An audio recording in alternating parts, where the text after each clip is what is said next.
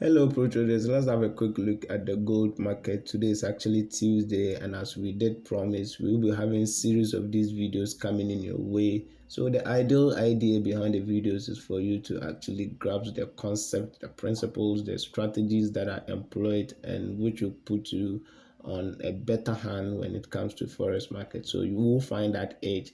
It will give you that strategies, that eye that you can actually see through the forex market and make informed trading decisions. So don't worry if you miss out on the setups or on the current market conditions. All you got to do is to learn what has been said in the video, and you will find to apply everything coming the following market price action. Okay, so before we get straight into the video, what I want to say is that all that we've got to share on this platform is respect to gold. Okay, so we are a group of people that are specialized in gold trading. All our ideas, our strategies are with respect to gold. Yeah, if that sounds good, make the channel your favorite. So straight away into the video, we are on the daily chart of gold, and we can see we have price reacting from this zone right here. We'll call it a supply zone, a resistance zone, or an order block.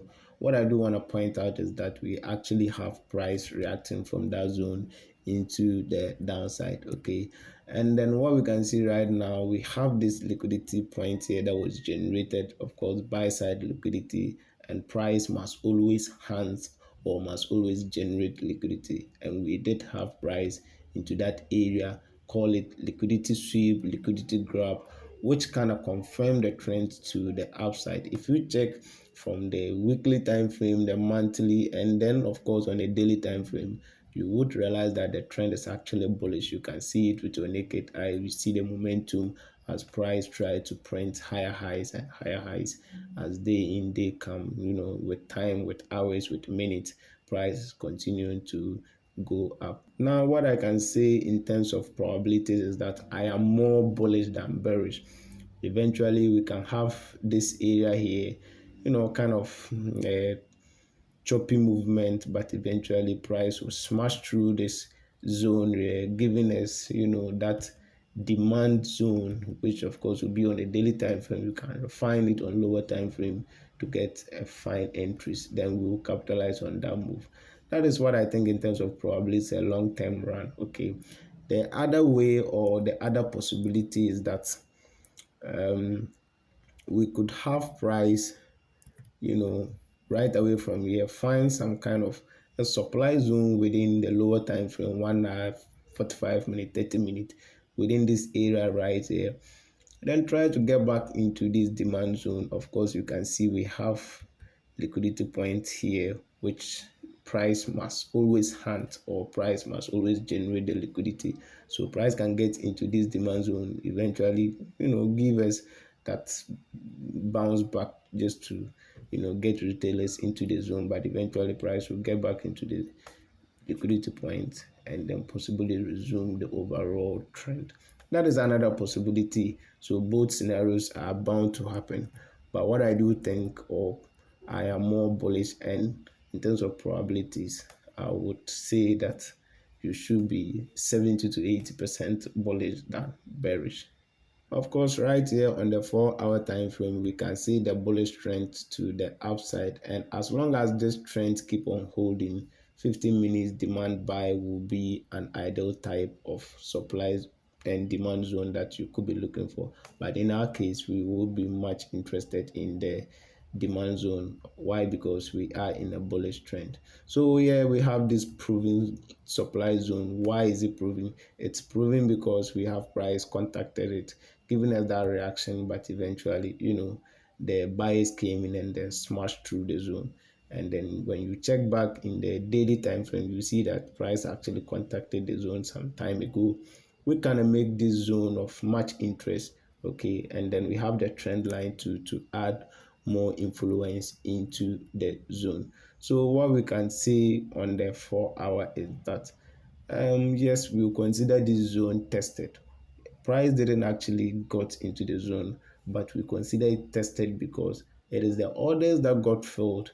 That is why we have price moving back. Okay, so we consider the zone tested because the orders or some orders has been filled here. Yes, we can have price retrace back into the zone, and then more orders will be filled, then price will resume the uptrend. But with the second coming into the zone, we are less interested in that trade. We can only take the trade with confirmation setups. So yeah, that is what I do think. On the 4 hour time frame, we are more bullish than bearish, right? But it doesn't actually mean you can't get sell setups or bearish setup on the lower time frame as far as this trend is concerned. Okay, you can go into lower time frame, 5 minute, 15 minute, then you can find supply zone within this, consolidation here. When you go down in time frame, you actually find a supply zone or a supply zone on the 5 minute or 15 minute time frame that you can actually capitalize on for 30, 40, 50 pips. With gold too, that is quite possible to happen within 5 or 10 minutes. Okay, yeah, right here on the 1 hour time frame, I kind of do like what price is doing right now, or how price is communicating the information to us right now, right? So we do have this doji candle that was created right above the demand zone, and then of course this is an FU candle. I'll talk about them in my next videos, or I'll have a video fully dedicated for FU candles. Now this is also another FU candle. So what does that tell me? It shows that there's liquidity point here, right? And then of course we have two FU candle form. It tells us that this liquidity point at the moment, price is okay leaving the liquidity behind, but then it will make a bullish move to the upside before coming back to hunt the liquidity. So now the ideal question is, where will price actually retrace it back to the upside before actually making the down movement to hunt this liquidity? That is what is left for you to actually combine whatever you have to put in place. Remember, we have this demand zone created here that was smashed. This is an advanced form of demand zone. It was smashed through with this movement here, leaving us the supply zone here that we could have capitalized on here. A very nice one, of course. So yeah, this bearish move came, and obviously with the principal rule of Forex, market doesn't actually move in one direction. So once we have this bearish move, we should have price offering a fair value. Then of course the question again comes, where would price retraces to? So this is where you can actually use your Fibonacci to measure from here to that point.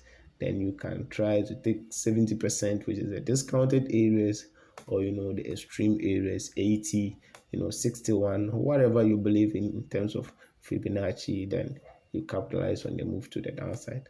However, you can always still wait for your setup to be presented clearly and well communicated before you hop in. That is it for today. Nothing much to really talk about right now, and I hope you've gained something from the video. If you do, just give us a thumbs up, subscribe to the channel, hit the notification button so that you won't be left out with the videos we gotta share day in, day out. Peaceful trading this week. Enjoy proper risk management. Your account is always number one. Protect it. See you. Bye.